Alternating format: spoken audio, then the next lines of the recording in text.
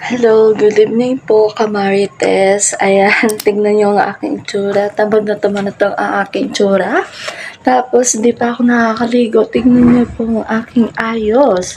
So, nasa, ano na nga ito, is 8 o'clock PM na. Yan, wala na naman po kaming kasama. Lagi naman, sanay naman ako.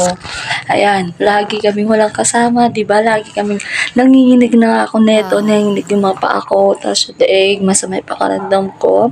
Kaya daw masyadong kumikilos-kilos. Mas naririndi na rin ako sa sobrang ingay ni Bebe Ofsi.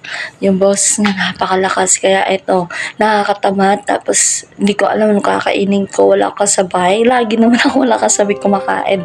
Di ba nakakawalang gana yung wala kasabay.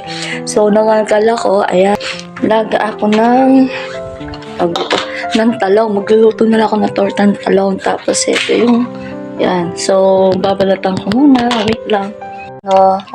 Tortang talong. Sa Kapampangan yan, tortang talong. Itlog na may talong.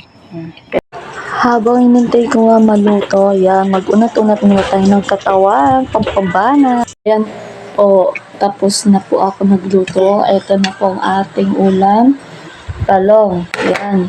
Tapos